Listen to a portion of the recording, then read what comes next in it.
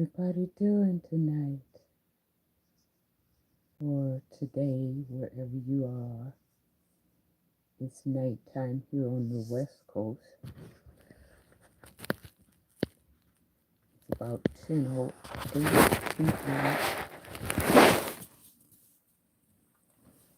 p.m. 10:08 p.m. on the West Coast, Southern California. How was your day? Well, mine has been a long one, but I would say very interesting to say the least.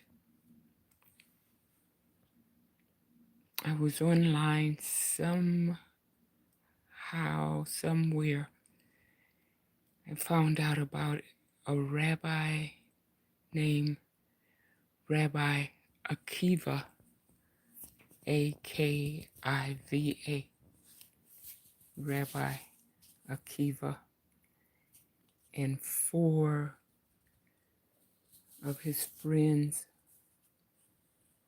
rabbi or sages, who had mystical transitions to paradise, or as it's called in Hebrew, PARDES.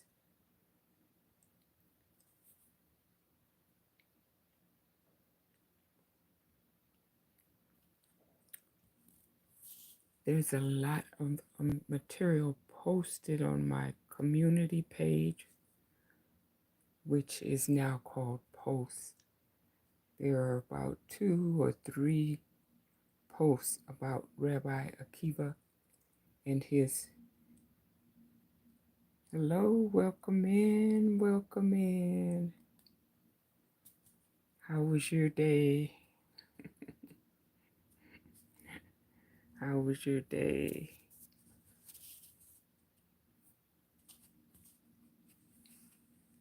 The internet has a lot of information about Rabbi AKIVA, and so I pulled it off and I posted it on my community page. It's too much to cover in a live, but it's something that's so interesting. I've been listening to people talk about him for hours and reading about him all night long. And of course, a lot of the rabbis have been martyred, as we know, like Jesus and so many others before him and since him have been martyred, slain for their beliefs. And so now that we're living in such a perplexing scenario, we need encouragement. Welcome in, welcome in. Hope you're having a great day or great night wherever you are in the world.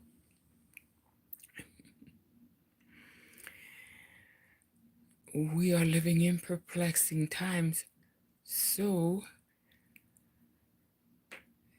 I thought it might be good to put something in perspective. And when I heard about Rabbi AKIVA and his 4 companion rabbis and their mystical journey to paradise, I had to find out more about it. So that's why it's posted all over my community page, and why, like I said, I've been reading about him and listening to videos about him, lectures about him for the last 20 some hours nonstop. And I think I'm going to keep going. It's just so much inspirational material, but at the same time, when we compare the time that he lived through and the other rabbis or the imams or preachers or other people that came before us that survived through things that we probably never will have to confront. When we look at that and compare it to the perplexities that we live in today, everything falls into perspective, and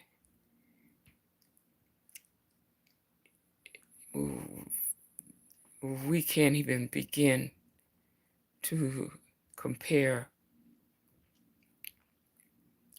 what we're confronting with what they've survived. Need some warm tea.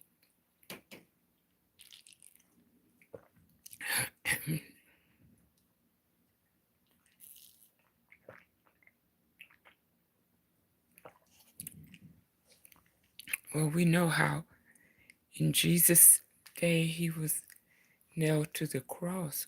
There was crucifixion. Rabbi AKIVA was about 100 years later. And instead of things improving,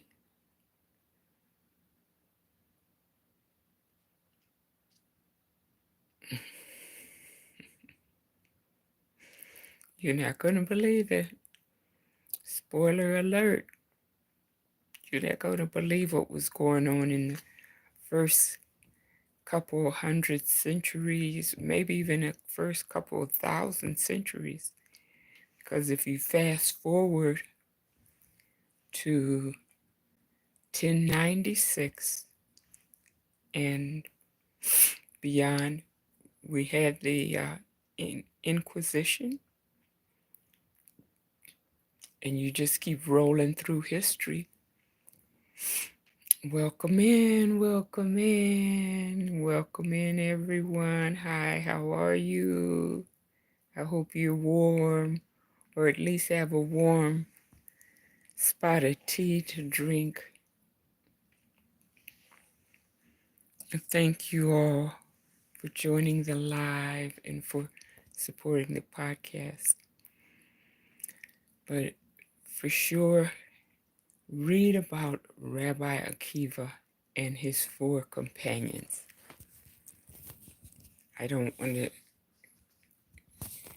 spoil it for you because there's so much information out there, but I'll give you a little bit.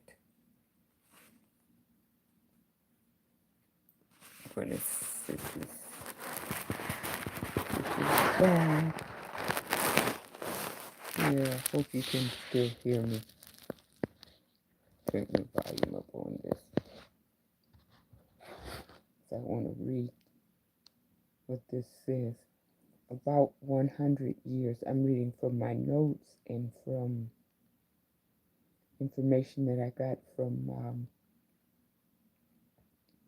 ChatGPT, from different YouTube channels, from online different sources. But Rabbi AKIVA is written all over the place, all over the place. He's considered one of the most famous and revered rabbis of all times. But in my notes I have here that about 100 years after Jesus, Rabbi AKIVA was skinned alive by the Romans. Remember the Gladiator 1 and 2 movies? Well, Rabbi AKIVA was skinned alive by the Romans. Welcome in. Hi, how are you? Hope you're having a good evening. This is this information I got from an interview that's on YouTube. Art Bell did an interview with this physicist, Dr. Stan Tenen, T-E-N-E-N, Dr. Stan Tenen, Art Bell. It's still posted. The interview was done years ago. And this is where I got some of this information. According to Stan Tenen, Rabbi AKIVA was skinned alive by the Romans, and the rabbi said he didn't even feel the pain because he was so advanced on his spiritual path that he was able to elevate his consciousness above and beyond what any amount of suffering that the Roman imperial guards could put on him. So think about that, and think about what we're confronting.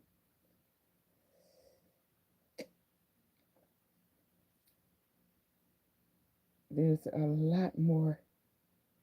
Let's see here. Okay, this I downloaded an app, or was it an app or a book? I think it was the App Store. I got this information from, and I was able to query the software and ask questions about Rabbi AKIVA. And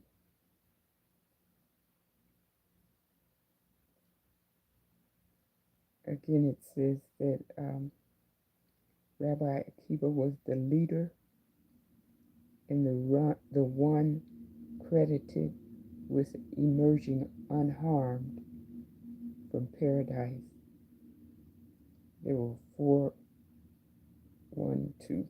3 companions in himself that on their spiritual journey, they would, I hope you can read about it, but I don't want to spoil it, but they took this journey in their spirits during their intense prayer session. And there were 4 of them. It's Rabbi AKIVA, Rabbi Ben Asai, and Ben Zoma, and Rabbi Elisha Ben Abuya. Now, their names are spelled different or reported different in different literature. Again, I got this book from the App Store, and when I went to another reference, their names were spelled different, or the name looked completely different. So it's translation from one language to the next. Okay, so Rabbi AKIVA, his background was initially a humble but faithful shepherd boy. It sounds like David in the Bible, a humble, faithful shepherd boy that was very devout in his beliefs, his belief system, spiritual belief system. And his companions were not at his level, but they were constantly with him, and they studied together. They were a group, a close-knit group, so that at the time that they went on this spiritual journey, each one experienced according to their faith. And if you recall in the Bible, Jesus is credited with saying, or the King James Bible, or any of the English translations of the Hebrew, of the Greek Septuagint into English, Jesus is credited with saying, "It's done unto you according to your faith." You might recall that. Okay, so each one of these rabbis experienced paradise according to their faith. And it's really fascinating what happened.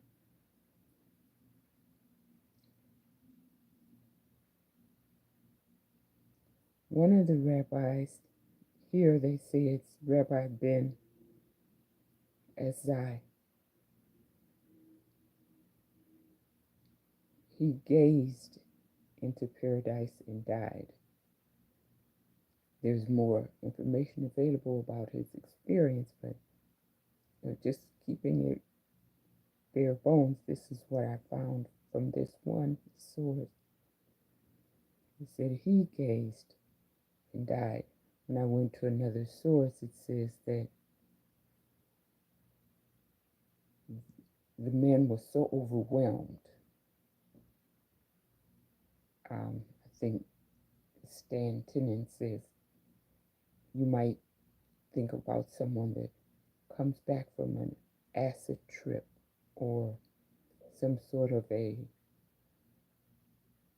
experimental trip or mind altering trip. They come back and they're just a zombie. Well, that happened to one of the other ones.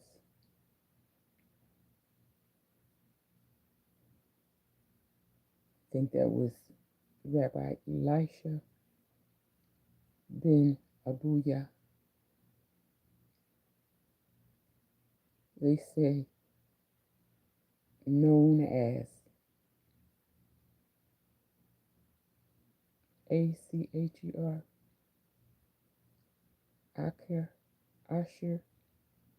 Asher. He gazed, but they say he's the one who mutilated the shoots, quote, mutilated the shoots, SHOOTS, meaning that he left Judaism, his foundational spiritual practice. He left that.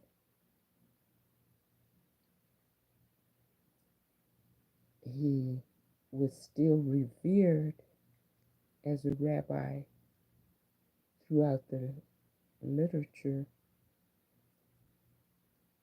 but that he no longer had the faith, the Judaism faith anymore. He just persevered as a strong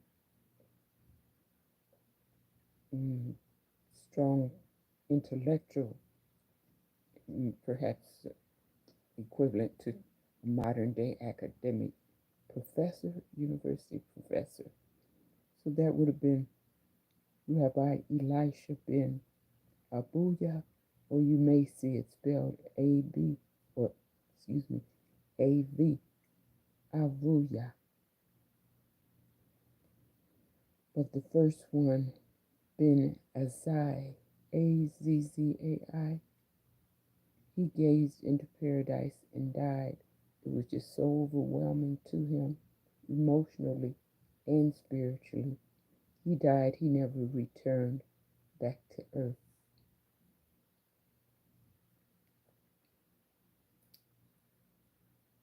This may sound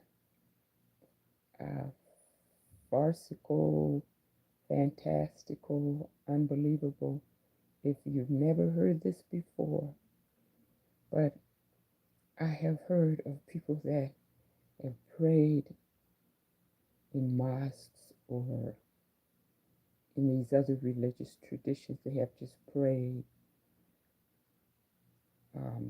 or either they've practiced for so many years and so many years and purified themselves over and over and over again until, like Enoch, they become translated from earthly plane into the spiritual plane. You never see them again. So we say they died. To us, they died because their spirit's gone and their remains are left here. So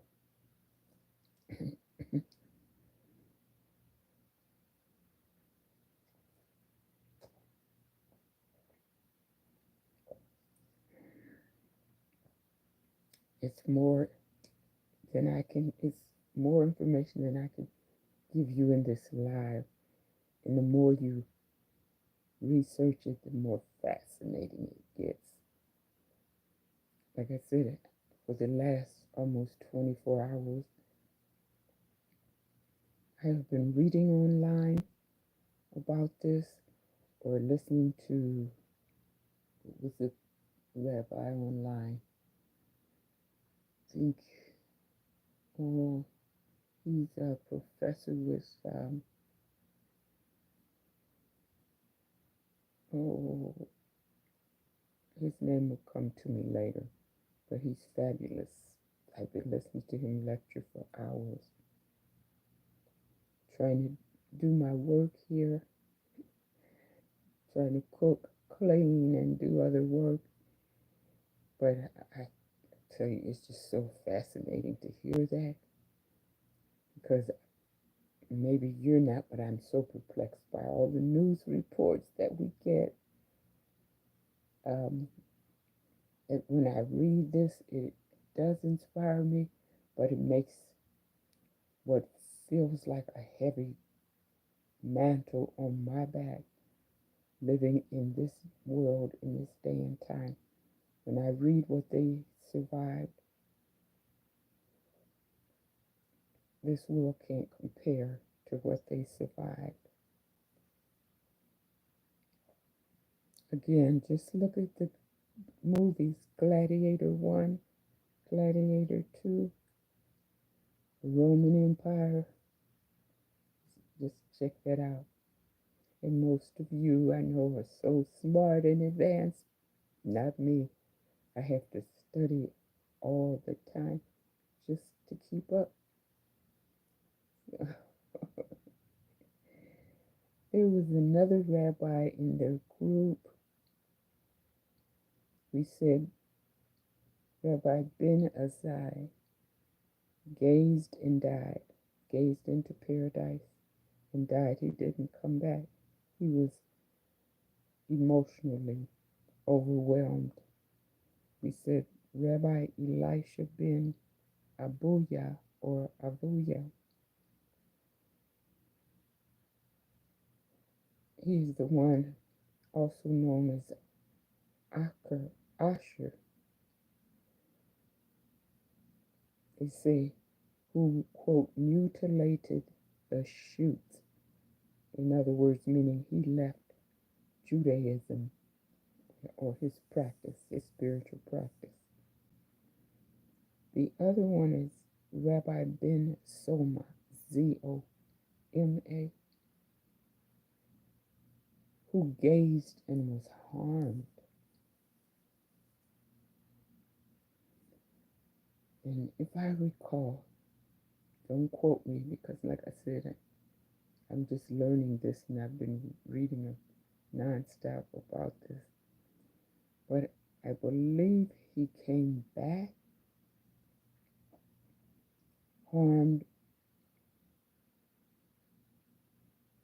He's the one that was harmed at the level of someone who is just a vegetable from maybe a bad acid trip. You see people, maybe in your childhood, you hear about people that are healthy one day, and they're living a healthy lifestyle, they're athletic and very careful with everything, but then one day they end up a vegetable, hospitalized, unable to care for themselves, and you later find out, well, somebody put something in their food or something in their drink, and they vegetated back to an infant, even though they may be 18, 19, or 20. They're in a vegetated state and have to go through rehabilitation in order to recover over a long period of time. Well, that was Rabbi Ben Zoma, Zoma. He gazed into paradise and was harmed. Apparently, from the description of paradise, it was so beautiful and mind-boggling for them to comprehend, leaving this earth where they were under the Roman Empire, Emperor Caligula, and all these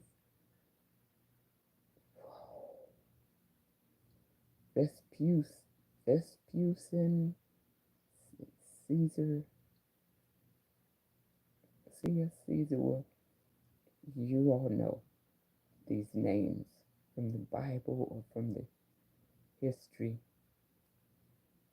The Roman Colosseum that threw the believers into the rings, into the Colosseum, into this big pit, and turn all these lions loose on these defenseless people.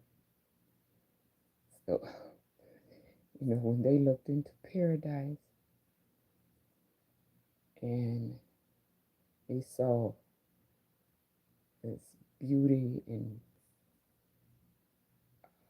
peace and tranquility, and their whole experience was just something that they were not prepared for. But there's more detail about it, like I said, and I've listed at least 3 different posts during the wee hours early this morning. I posted 3 times just about Rabbi Akiva and the 4 sages, or the 4 rabbis, posted about them, so you won't run out of sources. And if you need more, you can, just go to YouTube, go to any of your apps that have, say, the Tanakh, which is the 5 books that we call the Torah, or we call them the books of Moses, the first 5 books of the Bible. Okay, well, if you get the Hebrew Tanakh, or there's a Hebrew annotated New Testament, Oxford University Press, that one, that's in the bookstore. Now, I've downloaded it, but I haven't had a chance to get all this information, and I couldn't wait to put some of this on the live, even though it's on the post. I know people are so busy, they don't have time to read. Well, I'm making the time. I'm making the time. There are some things we need to know. So, okay, I want to go over some more information about these rabbis. If I can work my way through all these notes.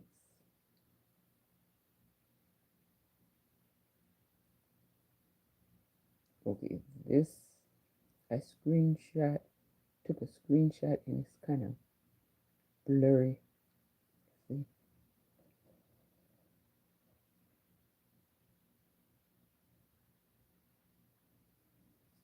So bear with me while I read it.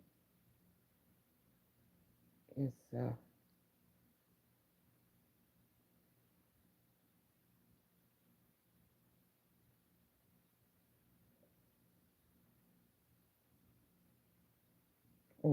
this talks about the original.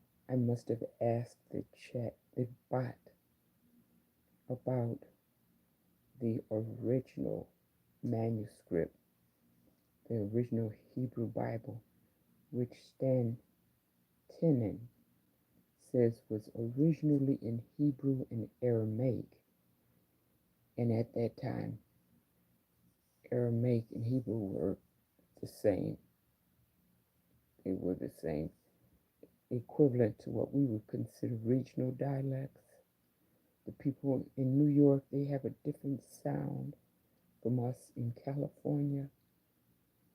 So, but he said Hebrew and Aramaic were the same, that those original manuscripts were um, how they were as different as night and day from what was later translated into Greek and called the Septuagint, the Greek Bible, and then later translated into from Greek to English and was called the Bible. Okay, the King James Bible, or after that, many other editions. So I asked about the original manuscripts and where are they? And this is so blurry, but it says the text has been transmitted through many ancient manuscripts over centuries, meaning that the original Hebrew and Aramaic Tanakh or transcripts, they may not have been called the Tanakh back then. They were originally transmitted. Some of the oldest known texts of the Hebrew Bible, such as the Dead Sea Scrolls, are located in places like the Shrine of the Books at the Israel Museum in Jerusalem. I'll tell you, this information for me is priceless, and what it does is completely connects dots and enlightens my thinking, around all this confusion that we live in today. This is just precious information to have here.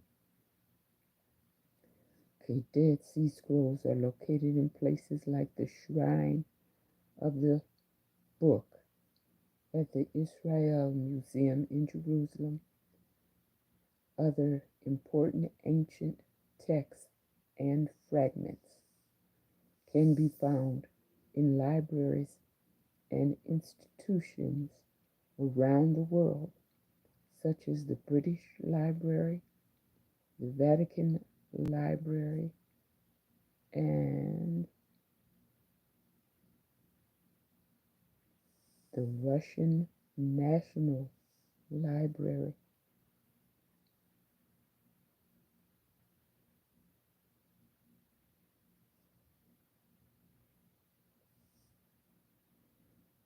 Okay. The original language of the Tanakh, Tanach, Tanakh, first 5 books of what we call the Bible. The original language of the Tanakh, or Hebrew Bible, is primarily Biblical Hebrew, although some portions, specifically in the book of Daniel and Ezra, are in Biblical Aramaic. The Tanakh is composed of the Torah, the 5 books of Moses,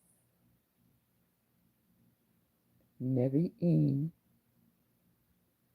also known as the prophets, and Ketuvim, also known as writings. As for the location, there is no single original manuscript of the entire Bible.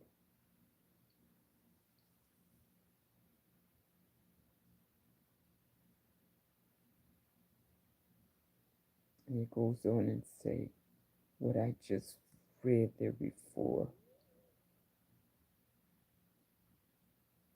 that the Bible is in those locations: the Russian National Library, the Vatican Library, all those other places. My notes are not in order here. There's screenshots of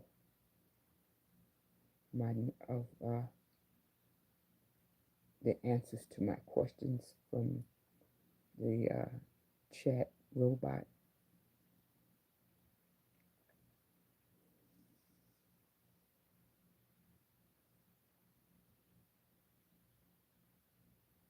And then I asked, where is the story of the rabbis found? Rabbi AKIVA and the 4 rabbis or sages. The answer came back. This narrative is found in the Talmud, Talmud, Talmud, Bavli, Bavli, Tractate Chagiga 14b.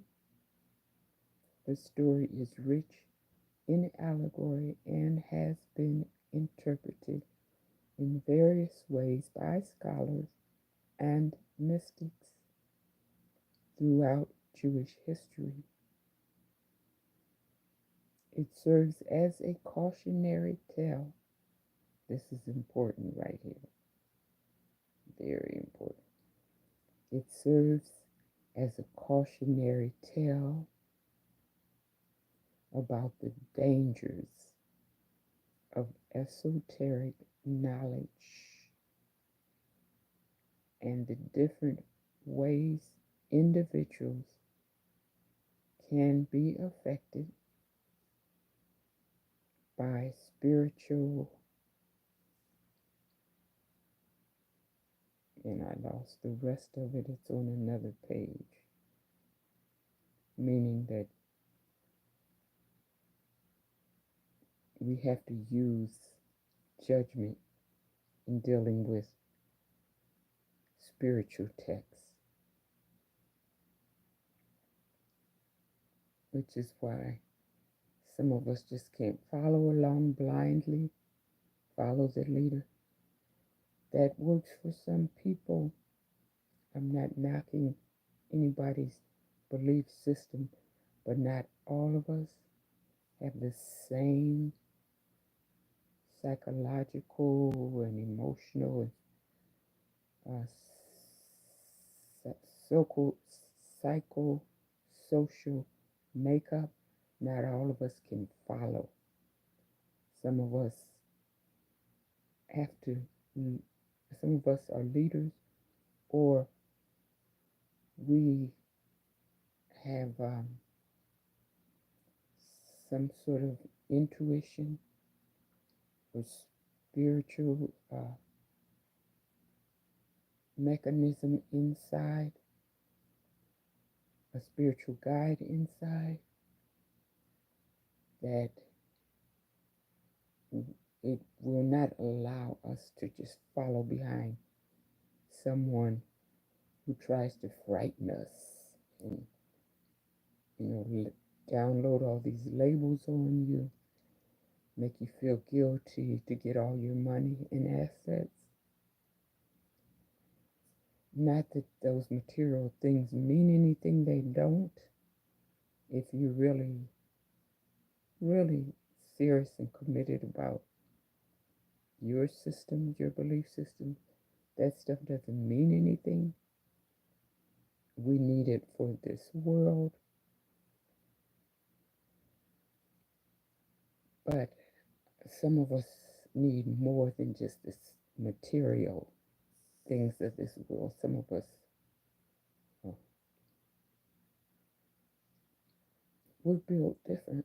Okay, so you can't follow just anybody. It doesn't matter how well spoken, how wealthy they are, how famous, in the eyes of the world. They're up on such a high pedestal, and the whole world will follow them because why?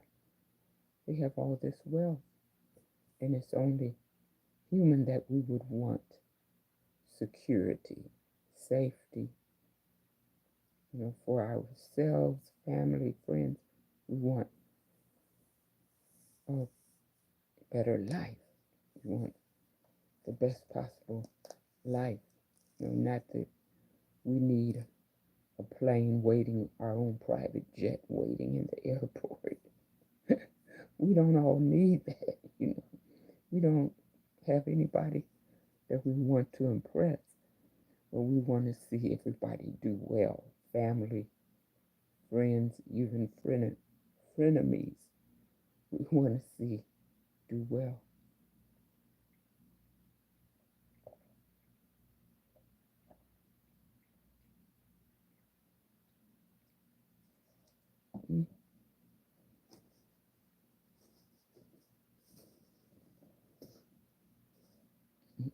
Excuse me. Some things just is too good to put down.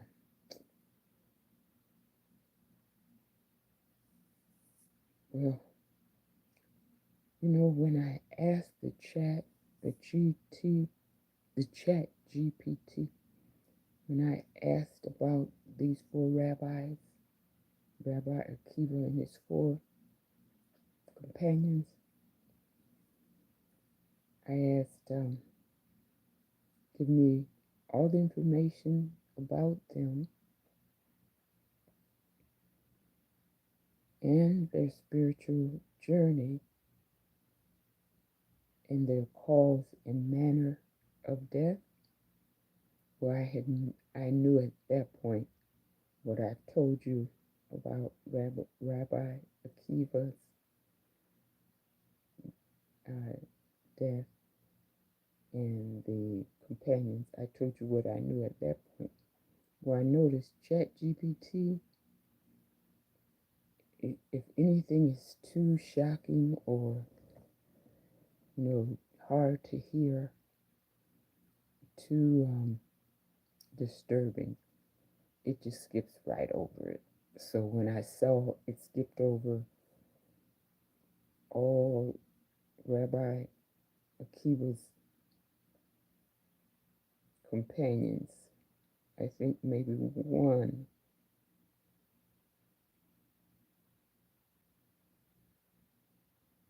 it just skipped over them.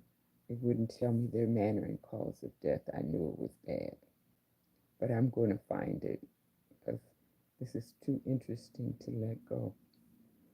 But it came up with the fates of other companions because, as we know, these weren't the only four rabbis in Jewish history.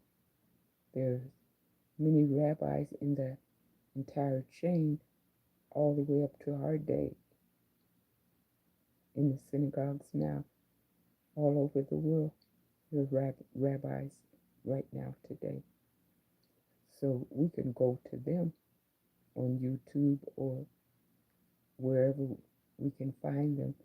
They can tell us all the information that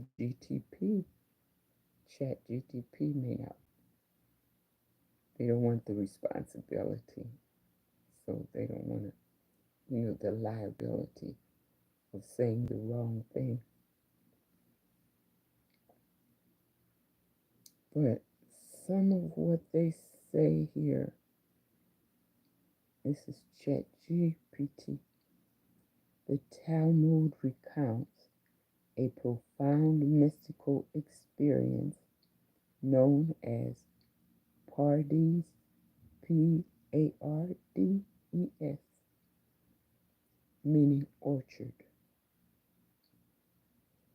in which four esteemed rabbis ventured into esoteric realms of Torah knowledge. Rabbi AKIVA, now they're going to change some of these names, Rabbi Ben Asai, Rabbi Ben Soma, and Elisha Ben Abuya. They changed that B in Abuya to V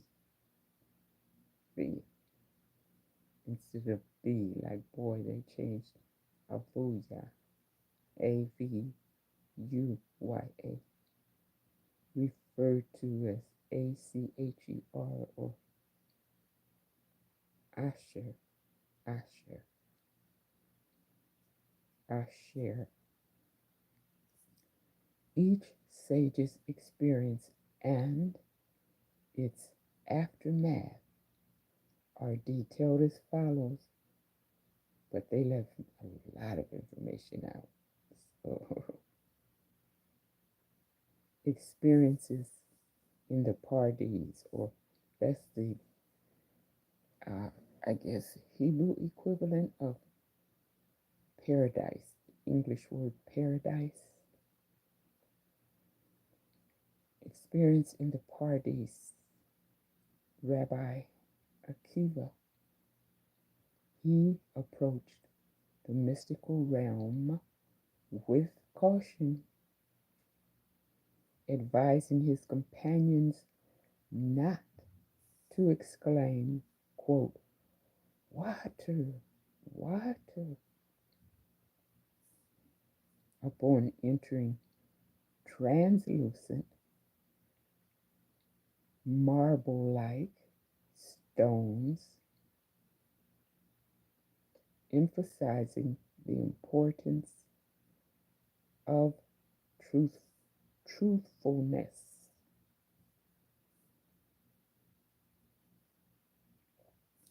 He emerged from the experience unscathed, having navigated the spiritual journey with reverence and wisdom. He emphasized a lifestyle of humility and caution, and on pretty much his spiritual journey, not really looking to the left, to the right, jumping on and off his spiritual path. He was firm in his belief system, but he was a very humble, humid man, humble, humanitarian, I guess is the right word. And this is what he professed to the rabbis, sages, and people that were his companions. So that this is how he was able to make this journey into Pardes, no problems, and come back. But he even went into the heavenlies with humility and reverence and respect, and not shouting at all the glorious things that he saw. Water, water, emeralds, emeralds, jewels, jewels, gold, gold. None of that. Just humility, reverence, praise, worship, gratitude. The heart over the head. The emotions were not in it. So they skip over Azai, Zoma, Avuya, or the other companions. They don't give me any information about their experiences in the Pardes, but I already mentioned a little bit about their experience. One of them gazed into paradise and he died. He didn't come back. One gazed and he came back completely vegetated. Another died and he came back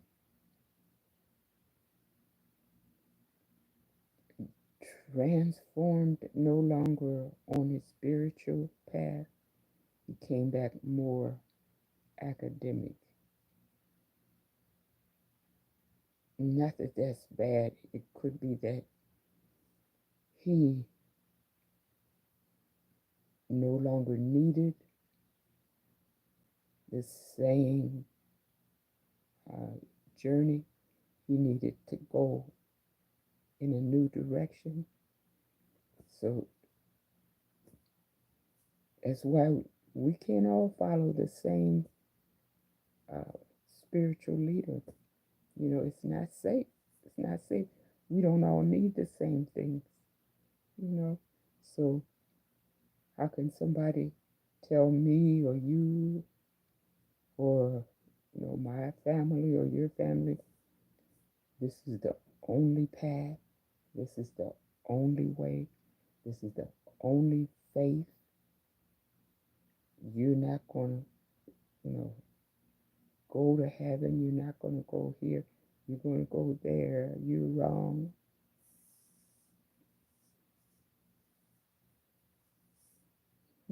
Ask them, when was the last time they went to paradise? What did they see? And what was the aftermath? Walk the walk. Don't just talk the talk. Some people are, excuse me for saying this, but some people that are talking all this fire and brimstone,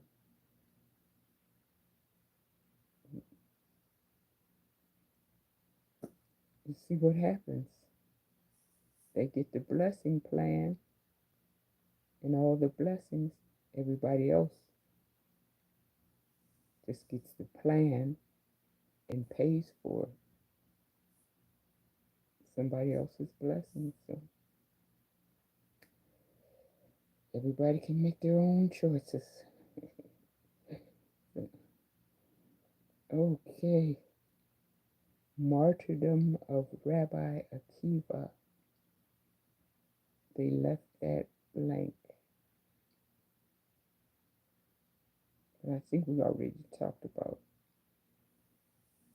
how Stan Tenen, Dr. Tenen said Rabbi AKIVA was skinned alive by the Romans. But Rabbi AKIVA said he didn't feel it. We think that A humble person is somebody, they have all these labels for humble people and all these stereotypes in the mind about humble people.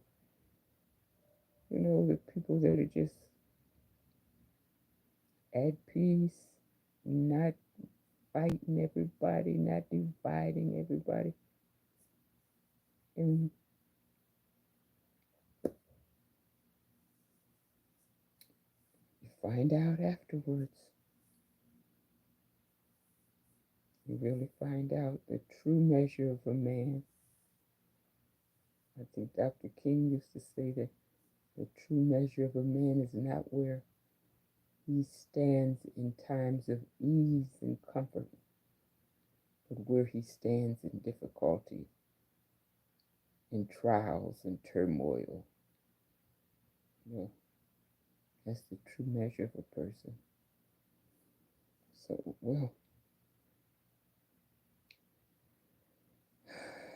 the fates of the other companions. They talk about a Rabbi Judah ben Baba, Baba, and they don't give you any information, so it must have been bad. Rabbi Shimon bar Yochai, no information. Rabbi Hanina ben Teradion, nothing. But these names will come up once you go into the research. All these names will come up. Okay, now Rabbi Teradion says he was martyred by being, excuse me, if you're sensitive, you don't want to hear this. It's going to get real gory from here, so I'll give you a few minutes to cover your ears. If you're on the replay, or if you're listening to it now, this next part might be too shocking if you have a sensitive spirit. So you might want to go step aside.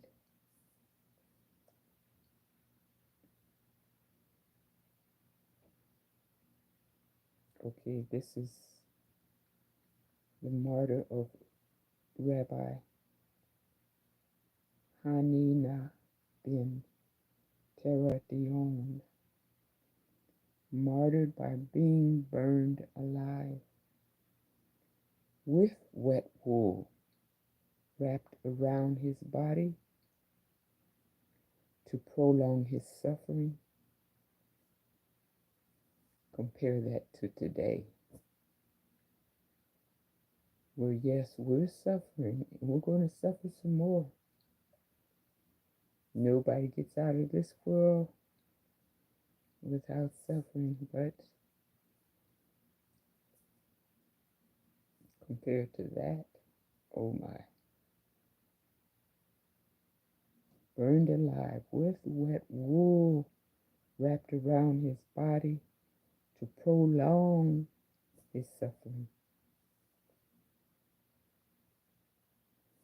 These narratives underscore the profound spiritual journeys and sacrifices of these sages, highlighting themes of devotion, the perilous pursuit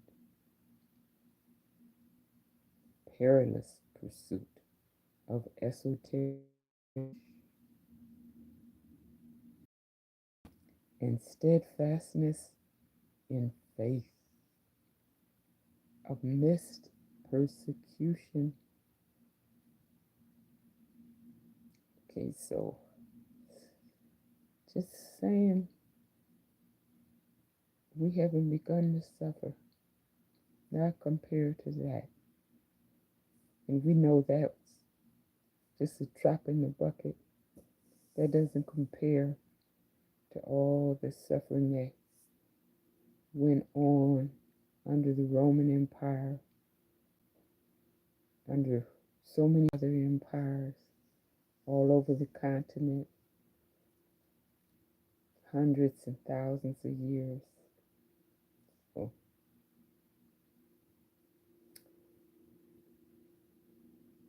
it's instructional for today. It really is.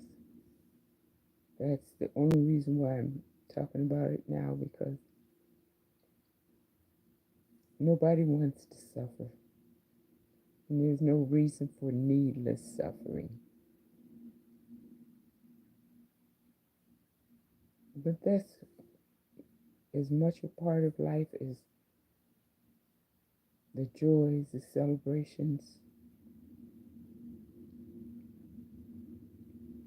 There's all kinds of people in the world. But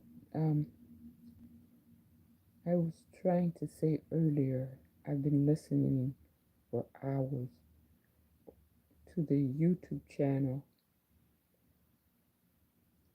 and the professor's name is Dr. Henry Abramson, Abramson,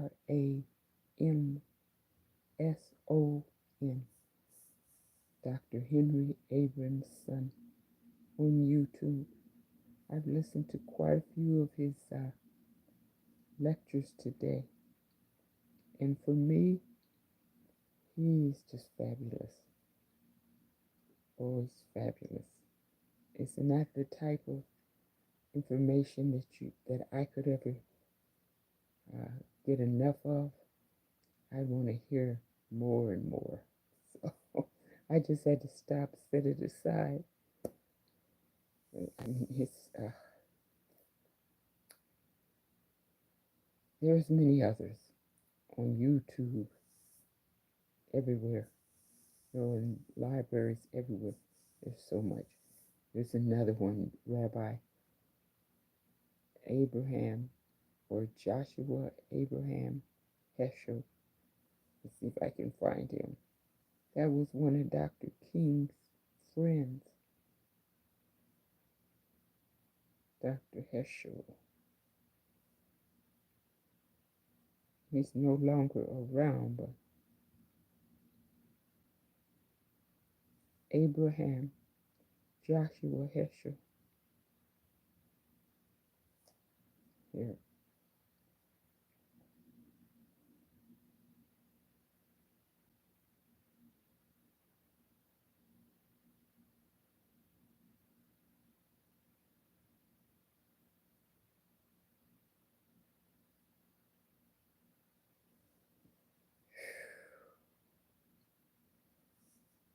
If you know, you know. Oh, his philosophy was more social, philosophical, and of course he was a rabbi, so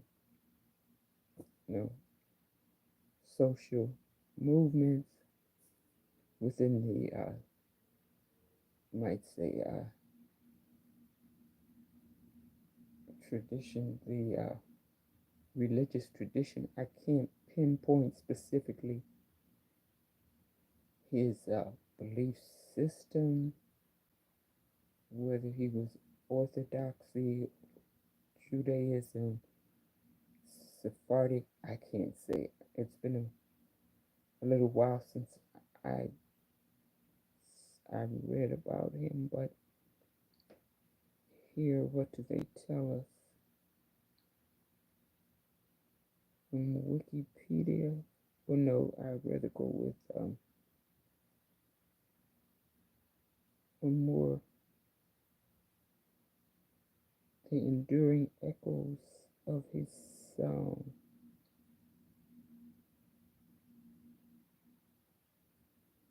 Oh, here he is with Dr. King. Oh, wait, maybe they'll show it again.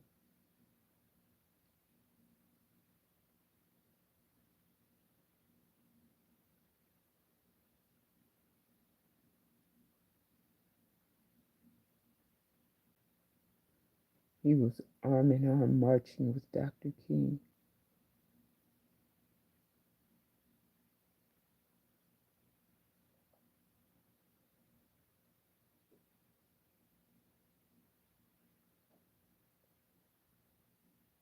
Oh, well, that's long enough because this could be copyright. Oh, there's Dr. King. Uh-oh. Well, anyways, I have nothing but love for Dr.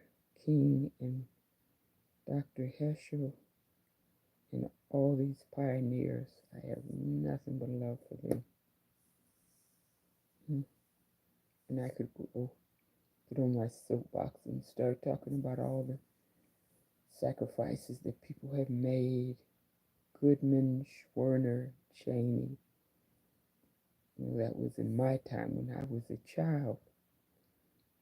Goodman, Schwerner, and Cheney were in their late teens, early 20s, and they were in the social movements, going into these different states, registering people to vote, and, making major contributions, made the world better for people like me, people from my generation, to grow up and have a somewhat better life. I mean, it wasn't like it is today. It wasn't like that. When my nieces and asked me about certain things, about how the days were when I was a child, or their dad was a child, or my sisters, their mom was a child, and I have to tell them, I can't lie to them, they're too intelligent, they'll find out anyhow. I have to tell them, oh, I remember at age 5 or 6 or 7 in Ohio, walking on the sidewalks on the way to kindergarten, first grade, and the cars would come up on the curb right at me, trying to kill me. You know why? I was the wrong color. It boggles your mind. Some of it still boggles my mind today. Today, when I hear people talk about colorism, it still boggles my mind because my family was all different colors, from every continent. And the family has grown over the years so that we come from all over the globe, you know. And to us, in our mind, there wasn't this crazy madness about colors.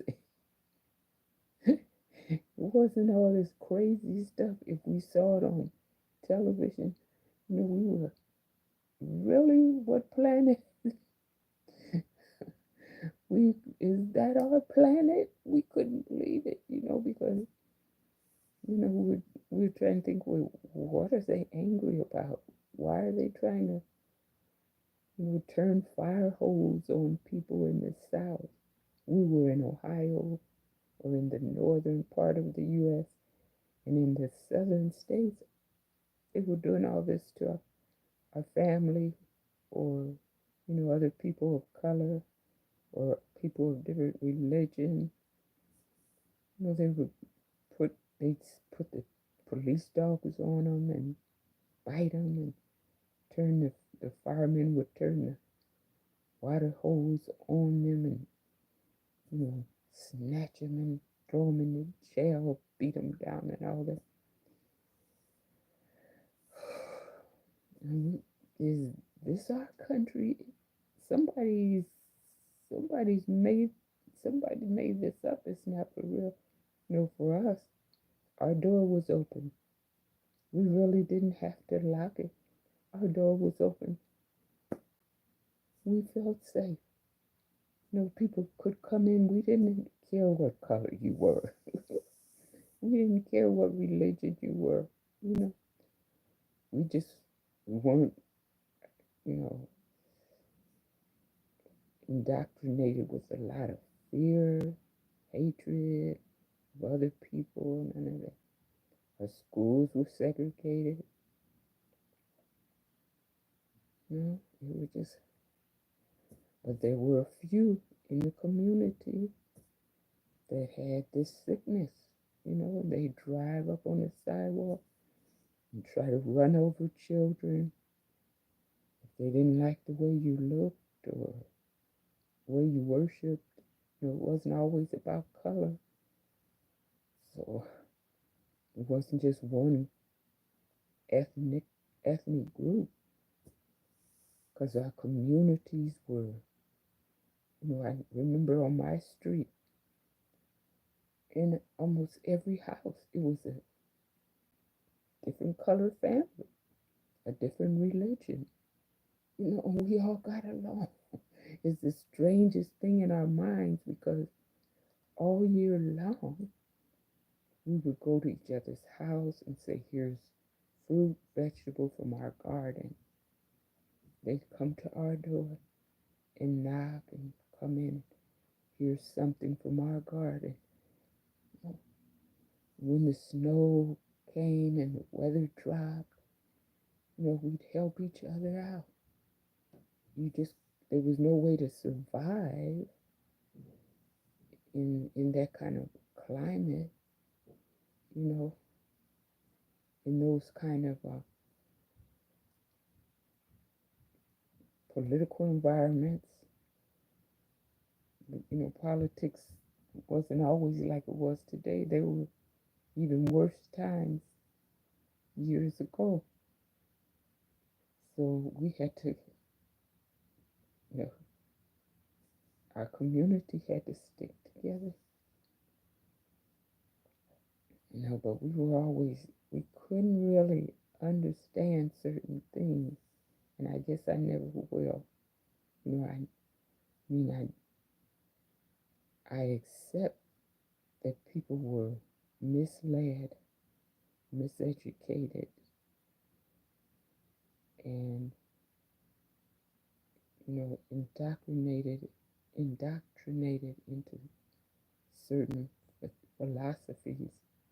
And as a result, if they knew better, they'd do better. But there comes a time when we take responsibility for our learning, and it's up to us. I've always, for some reason, I've always wanted to learn other people's cultures, and I, I never felt like I was too good to, learn other people's languages or cultures. And, when they come into our country, I never felt I was too good to associate with them. And they have made my life way, way more fulfilled and enriched than if I had never learned from these people. I mean, from all over the world. It's just, why throw away opportunities? I don't know. I don't know. But still, even today, you hear a lot of people say a lot about color and more about color. So if you're out there and you hear this, maybe you could teach me what's going on in the world. Because, I would hear certain family members say that people would offend them because they're color. And, it was shocking. I would have to say, well, what's wrong with your color? To me, it never even crossed my mind. And they would say, well, I'm brown. I'm more brown than they are, or I'm more brown than you are, or somebody else. And I thought, well, so what? What does that? Why is that any of their business? And then why would that be a problem for anybody? And I guess I still, I'll never really be able to see any value in colorisms and all these other negative stereotypes. I'll never be able to see any value in it. Well, like I said, our family, aunties, uncles, all different colors, all different religions, all different countries.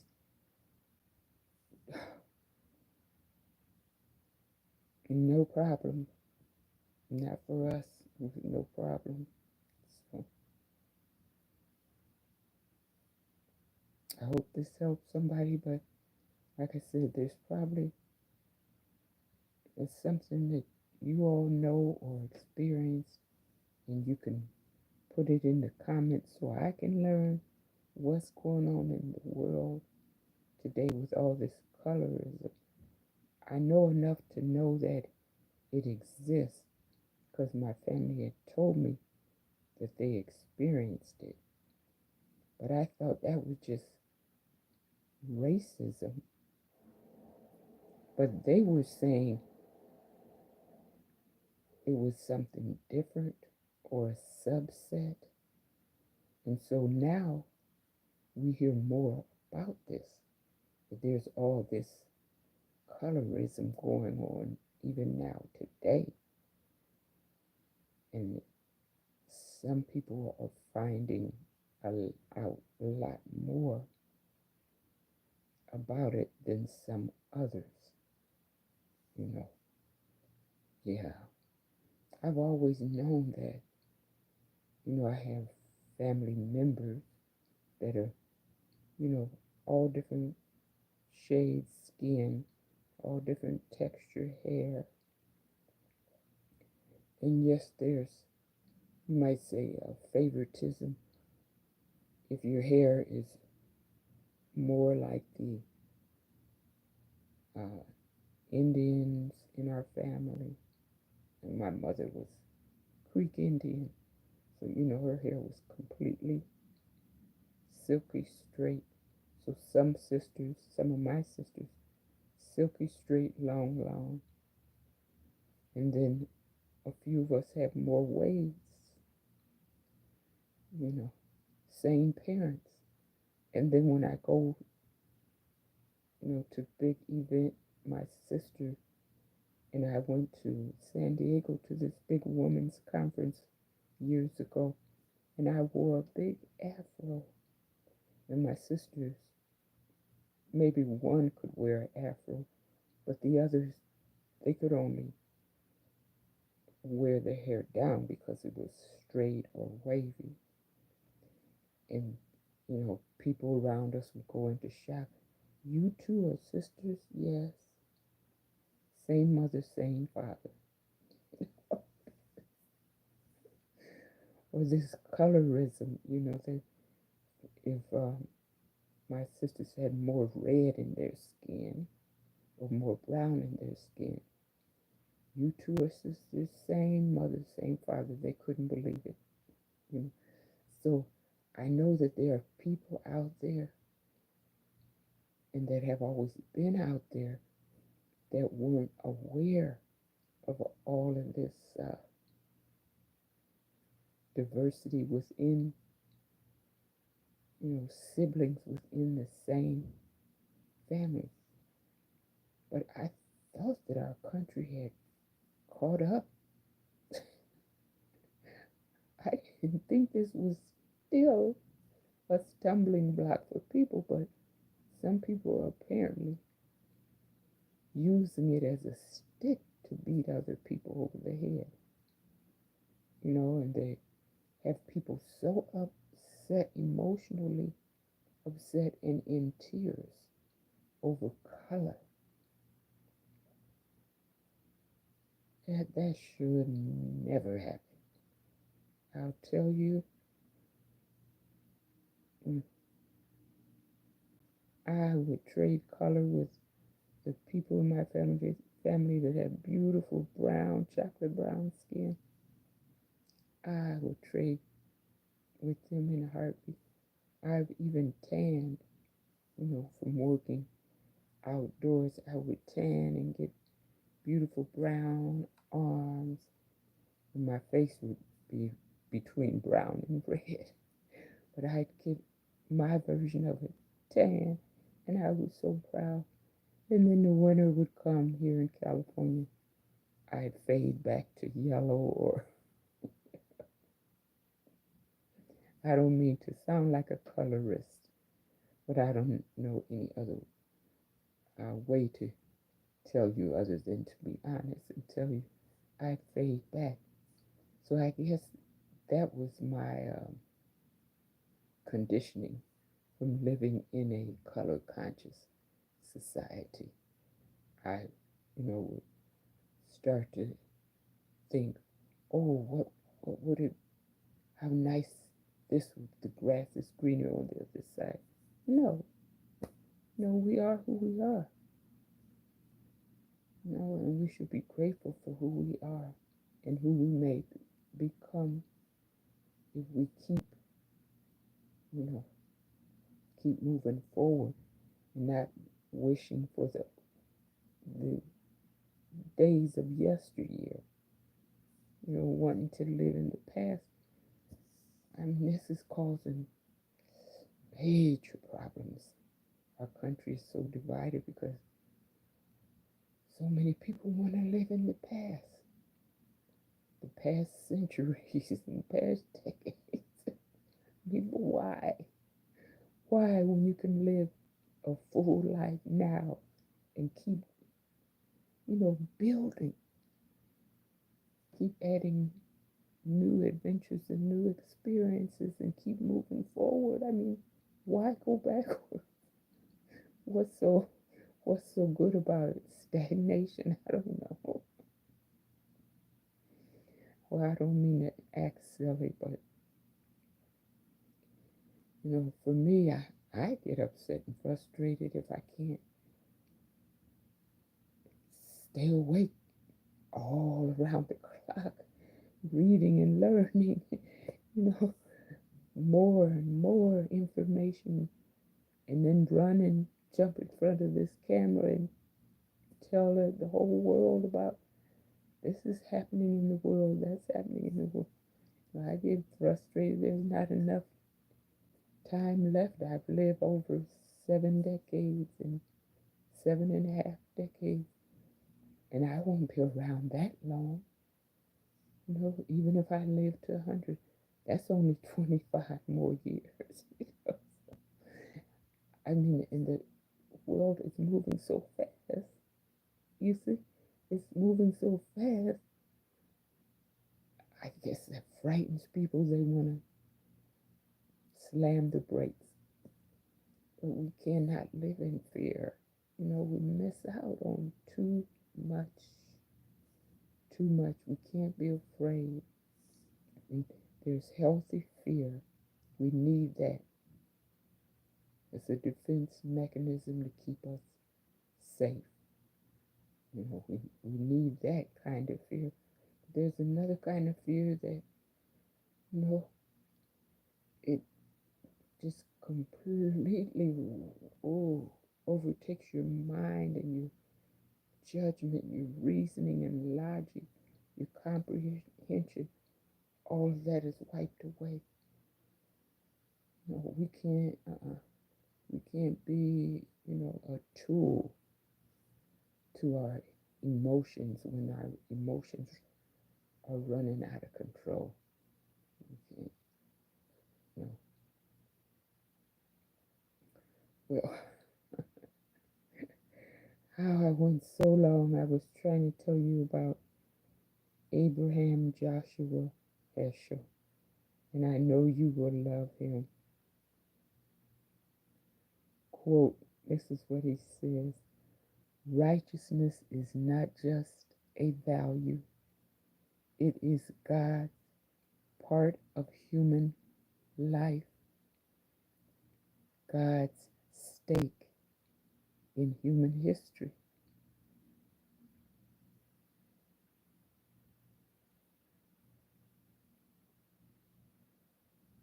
He was a strong man of faith. Like, well, he's a rabbi, but I think jealousy causes a lot of people, or sneaks up on people, and it's disguised. It's sort of like the boogeyman, you know, in disguise. It frightens a lot of people. Jealousy causes, it's masquerading as colorism and racism and all sorts of other isms. Yeah, that's an element of fear. It's jealousy. Because people will look at someone like Abraham Heschel and Martin Luther King and all these rabbis and ministers and imams and all these brave women and men and children. They'll look at them and they're intimidated. They're giving these children such a hard time now. And yes, I know children need guidance. They need to grow and they need time to develop. But I think the days of just telling children like they told us, you keep your mouth shut. When a grown-up is talking, you sit there, you don't say anything, you don't talk back to grown-ups. You're an ornament, a trophy. You sit there and you speak when you're spoken to, and nobody believes you, and you're at zero because you're a child. But nowadays, I don't think that's appropriate because they're way smarter than us. They're living in a different time than us. And even if they make mistakes, that's part of their development. We're grown and we're still making mistakes, and we will keep making mistakes. So I guess I have more compassion for children in today's world than, say, in my world. Even though, like I said, I remember the cars coming up on the sidewalk, full speed, trying to run intentionally, trying to run me down. They did not want people like me on the face of the earth. Thank goodness there weren't a lot of people like that. I guess they were just, who knows? They were at Bernie's Bar or Canary's Castle,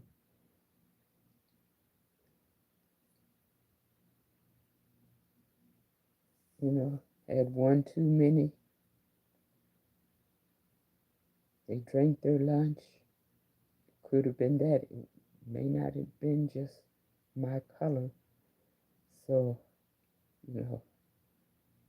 again, if there's anybody out there that's willing to teach me about today's colorism or today's misguided beliefs, misapplications of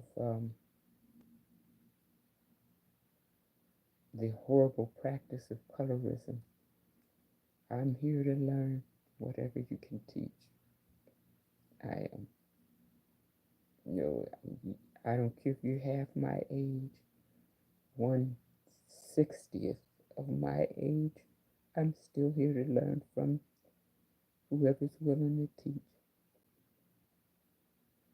Okay, it's 11:38 p.m. So I made enough noise, and I have so far. I finally, after decades, finally got quiet neighbors, and we all get along. Oh, we cherish each other. So I don't want to be the loudest one. Yeah, I know. Sometimes I'm so busy working and I turn my devices up loud so I can hear what's going on. And I know I could I could maybe turn the volume down. I try to use headphones. But sometimes, it bothers your ears. So, okay. Well, all I can say is much love to you all. You're welcome to this YouTube community where it's, color free, racism free, none of that. Everybody's welcome here.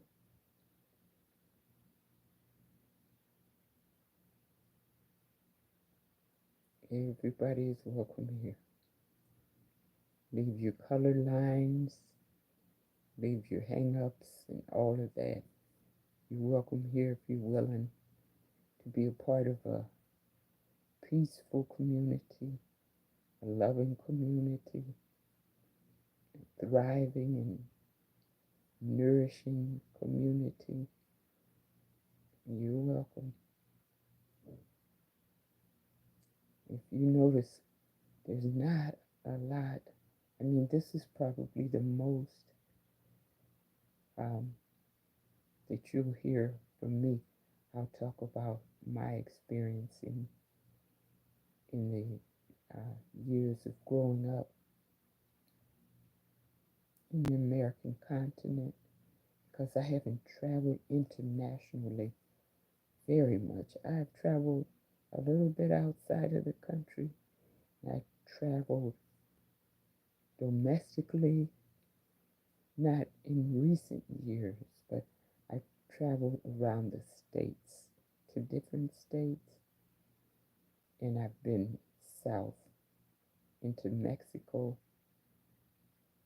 down the Baja coast, Baja California, Baja California, down along the coast, Mexican coast, Rosa, past Tijuana into Rosarita and other places like that. I remember driving down there, and a friend of mine was with me from the Sudan, and for some reason he got behind the wheel, and he's was a rocket scientist. He was a very well educated man, but he got behind the wheel, and I think all the Spanish on the signs caused him to panic.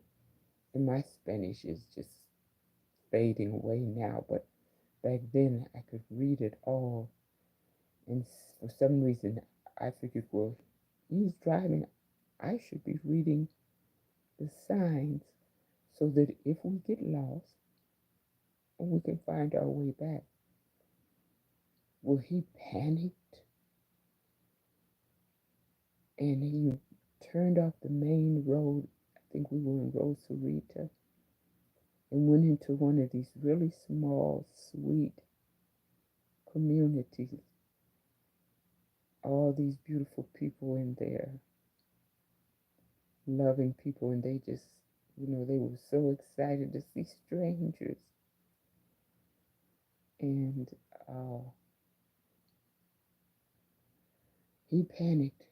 He really panicked. I just, I'll drive. Got right behind the wheel, drove, and I didn't have any problem. I didn't get lost. So You know, it's, I guess if I was in his country, if I was in Sudan or in any of these other countries where I've never been, I don't know anything about the people or anything, I would feel, out of place and overwhelmed. That was the feeling just coming across the United States from, the Midwest, growing up there, and then coming all the way to the West Coast, where I had family, some that I had never seen before, but some, like my grandmother, I had known her all my life.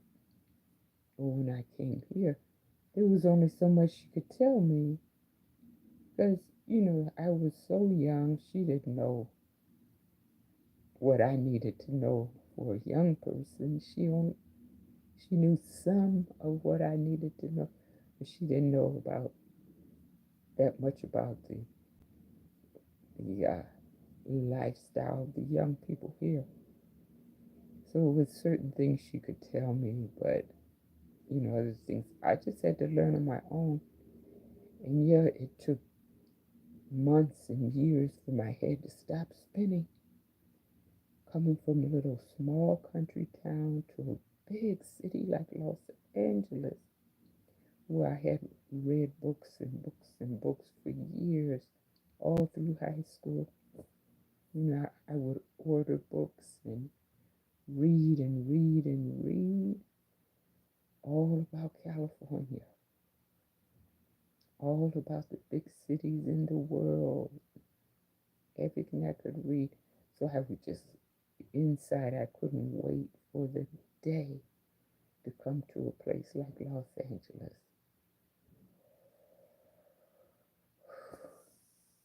And now, I don't know how many decades have passed, and I'm still in California. It's become a second home, and I spend more time here than my first home in the Midwest, you know. But I'm just saying that to say I know how people feel when they come here from other countries, and the first stop they make is in a big international city. It's, it's frightening. It's frightening. You'll hear them when they get upset. You'll hear them just, you guys, guys.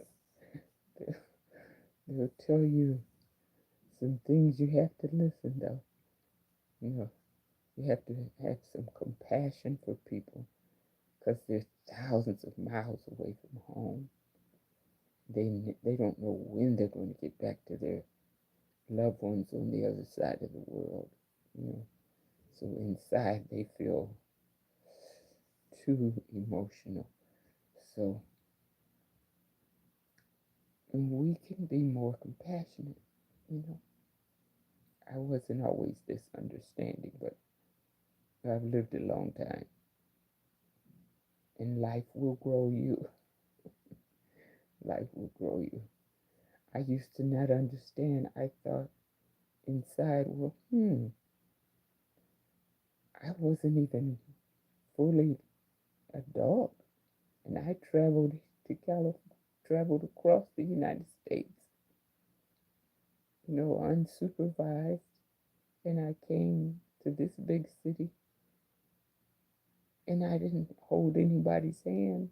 You couldn't pin me down, you couldn't hold me down. So I couldn't understand how people could travel, willingly, not under compulsion, not coercion, but willingly travel and then panic. You people. But yeah, it does. I experienced it and didn't know it. I didn't know that till people started explaining. You know, even the natives of California, some of the young people that I eventually worked with, they had experienced the California earthquake. And honestly, I met a lady I asked her, why are you shaking? She was, in my mind, we were too young to shake. I only saw old people do that, or older people do that. But she couldn't stop shaking. She explained to me that she was here in California and they had a bad earthquake. And she hasn't stopped shaking since then. She would shake and smoke a cigarette. She was so young. But I mean, like that, it wasn't just a little tremor. She would just shake and shake and shake. And now, since January 7th this year, a few months ago, when we had those fires, now I understood that because inside I felt like that and I had to calm myself and, talk to myself and say, breathe, exercise, it's going to be okay. And as soon as I could calm myself, then I came back to YouTube, to the lives, and that, hey, that's very healing. I also found what is this app called in the App Store? I forgot the name of it, but it's cognitive progressing therapy or progression therapy, CPT, cognitive progression therapy. And they have all these tools in there. And I decided I was going to use Wellness Wednesday to spend on that app. And last Wednesday, I spent hours reading it. They have all these tools, and you can do all this writing. Anything that's on your mind that's frightening you, you can write it out. They'll give you all these selections and choices, applications. You can write it, read it, then go back and compare, make comparisons and really look over things, clarify whatever the issues are, clarify them to your own satisfaction, the way that works for you, the way that satisfies you. And if with an open mind, I wanted to jump in and just say, oh, this takes too much time. I'm not a professional. What do I know? This is not going to work for me. I don't have degrees in this. I didn't even, before I tried it. But I said, okay, I've been praying for supernatural patience. And guess what? Ever since then, everything has jumped in my path to force me to live up to stretch up to the supernatural path, to be more patient. But after I wrote all that stuff out, I think I'm going to do some more of it after this live. It was so helpful. It took a long time. I took hours with it, and the benefits is still now. I feel relief. I don't feel that shakiness inside that keeps coming up every time I see in the news. There's a fire in that state. There's a big wildfire in that state. Instead of, getting hyperventilating and, my mind spinning and, my hands shaking just feeling panicky. Instead of that, I feel some calm and say, this is something that these people will be able to overcome. I'm overcoming it. But I have to remind myself I'm praying for more and more patience. And then I noticed there's, certain individuals, they just feel that they need,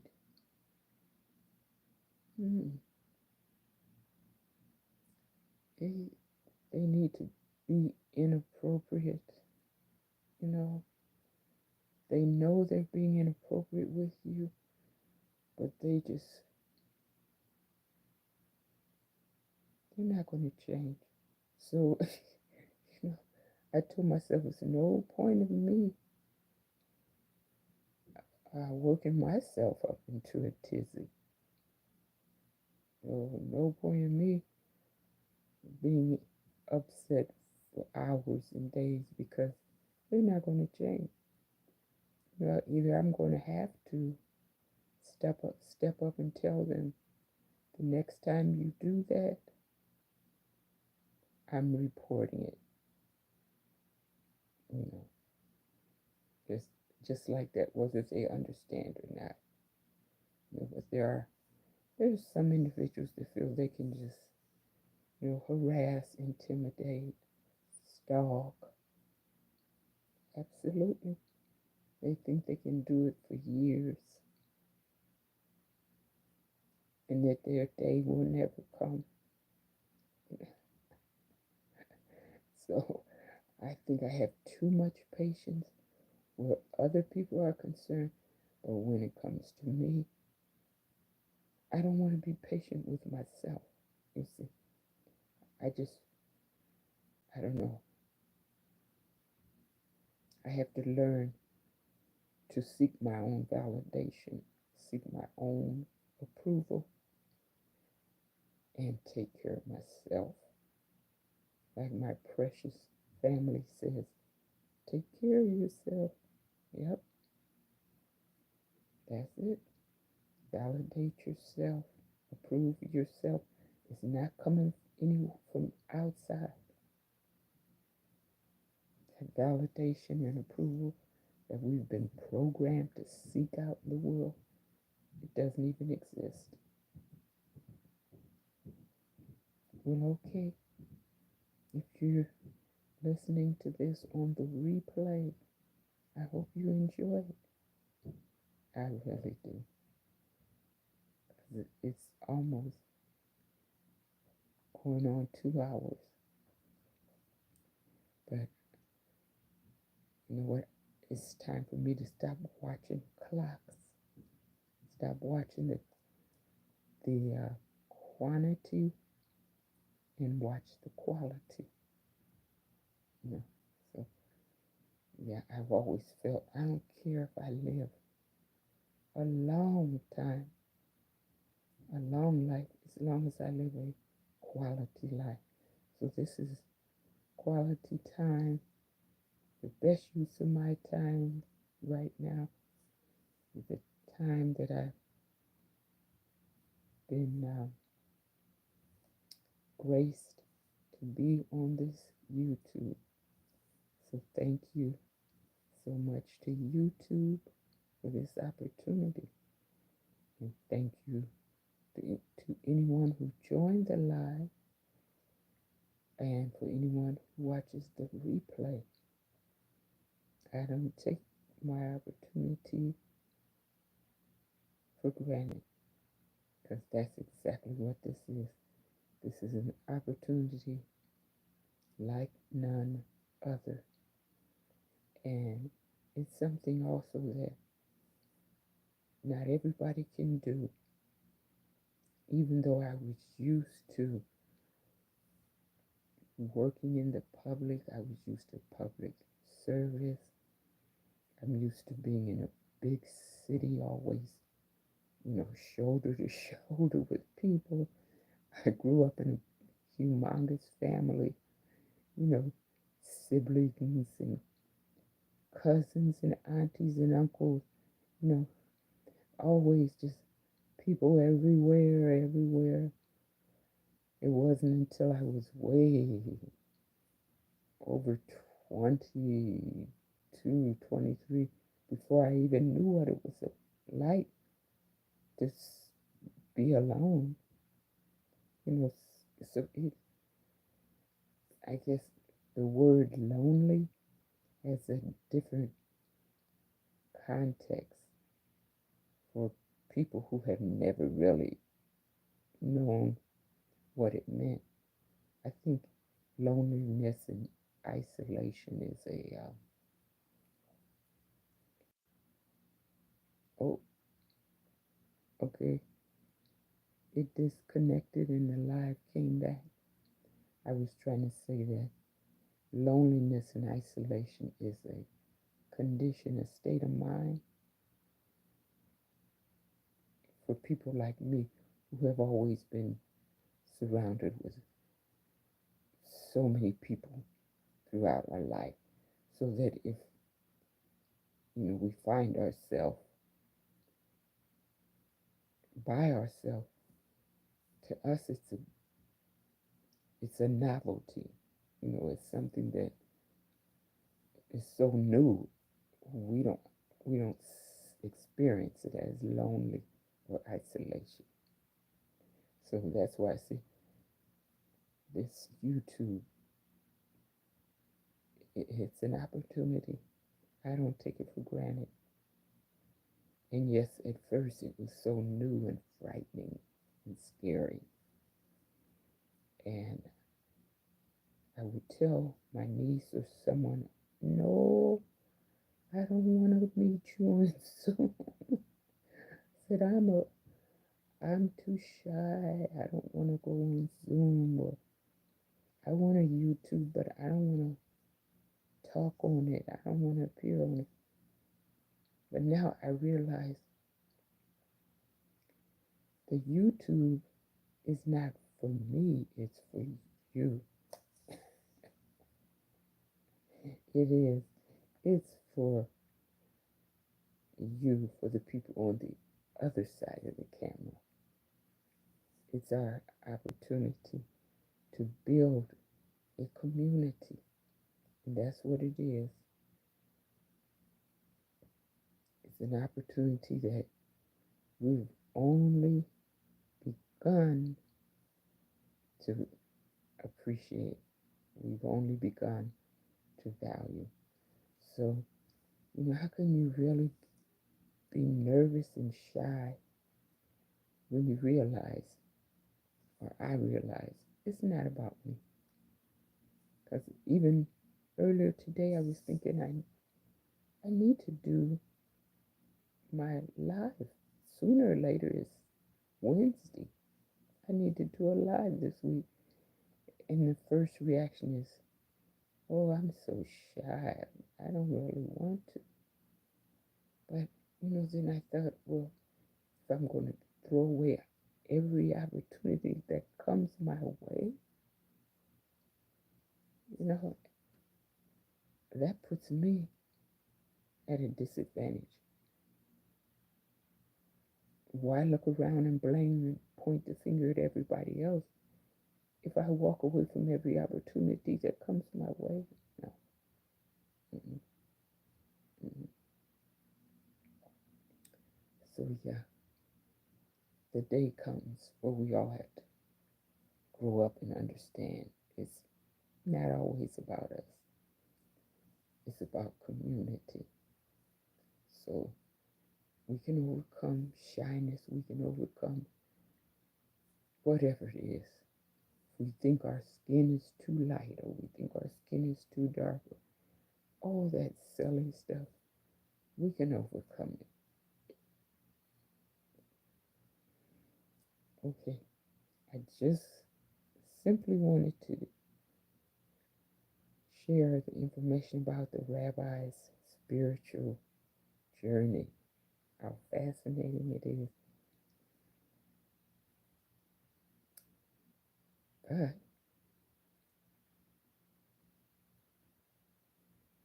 thank you again for the gift of your time, and Please stay healthy. Please take care of yourself. And someday, maybe I'll have all the fancy cameras and all the fancy mics, microphones and all that. And my videos will look so professional. But right now, I guess this is just keeping it real for now. Just come as you are. I can't see you, you can see me. So, is that fair? I don't know. I really don't know. Anyways, like I said, maybe one day I'll have better video equipment so the sound will be better and I won't have to lower my voice and not have to bother the neighbors. I won't have to use these little, well, they're powerful, these powerful cell phones. Maybe then I can use my,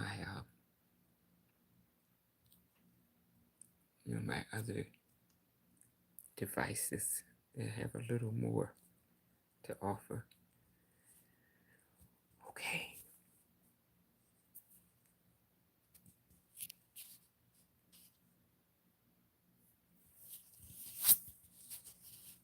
It's your turn to join YouTube. Start your YouTube.